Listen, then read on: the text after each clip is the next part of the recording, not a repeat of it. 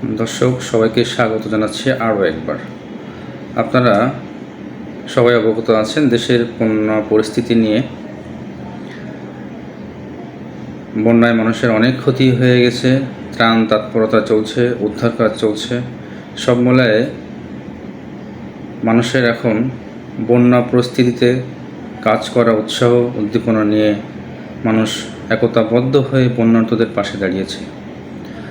কিন্তু গতকাল দেশকে অস্থিতিশীল করার জন্য আমাদের দেশের আনসার সদস্যরা যে কাজ করেছেন তা অত্যন্ত ঘৃণিত কাজ বলে আমি মনে করি। আনসার সদস্যরা সারাদিন সচিবালয়ে ঘেরাও করে রেখেছেন এবং রাত 10টা পর্যন্ত একই অবস্থার মধ্যে দিয়ে ছিল।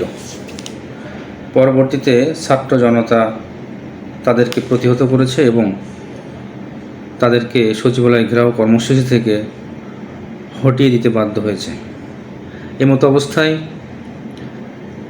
আমার প্রশ্ন হচ্ছে যে আনসার সদস্যরা দেশের এই বন্যা কবলিত মানুষের পাশে না দাঁড়িয়ে তারা কেন নিজেদের স্বার্থের জন্য সচিবালয় ঘেরাও করল? নিশ্চয়ই এর পিছনে কোনো বড় উদ্দেশ্য আছে বলে আমি মনে করি।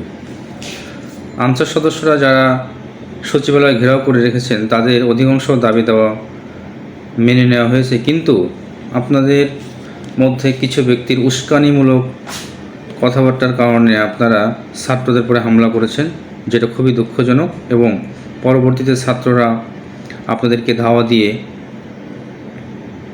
সচিবালয় থেকে বিতাড়িত করেছে। আমার প্রশ্ন হচ্ছে, আপনারা এই বন্যার্ত মানুষের পাশে না দাঁড়িয়ে এই অসময়ে কেন আপনারা সচিবালয় ঘেরাও করতে আসলেন? আপনারা ব্যক্তি স্বার্থের চিন্তা করলেন না দেশের চিন্তা করলেন? অবশ্যই ব্যক্তি স্বার্থের চিন্তা করেই আপনারা সচিবালয় ঘেরাও করেছেন। সুতরাং আপনাদের একটা জিনিস মনে রাখতে হবে, সবার আগে দেশ, তারপরে ব্যক্তি। দেশকে আগে ভালোবাসতে হবে, দেশের মানুষকে ভালোবাসতে হবে, বন্যার্ত মানুষের পাশে দাঁড়াতে হবে। এটাই আপনার এখন একমাত্র উদ্দেশ্য হওয়ার কথা ছিল। কিন্তু আপনারা তা না করে, আপনারা দেশের মানুষের কথা চিন্তা না করে আপনারা রাস্তাঘাট বন্ধ করে দিয়ে মানুষকে চলাচলের অনুপযোগী করে দিবেন, এটা কখনোই বাংলাদেশের মানুষ, ছাত্র সমাজ মেনে নেবে না। সুতরাং যার যার অবস্থান থেকে প্রত্যেকেই এই অন্যায়ের বিরুদ্ধে প্রতিবাদ করুন এবং সচেষ্ট হন, যাতে দেশে এই ধরনের বিশৃঙ্খলা আর কেউ তৈরি করতে না পারে। দেশে যারা এ ধরনের বিশৃঙ্খলা করতে আসবে প্রত্যেককে দাঁত ভাঙা জবাব আমাদের দিতে হবে। সুতরাং সবাই একতাবদ্ধ থাকুন এবং দেশকে এগিয়ে নিয়ে যাওয়ার জন্য কাজ করুন। ধন্যবাদ সবাইকে, ভালো থাকবেন।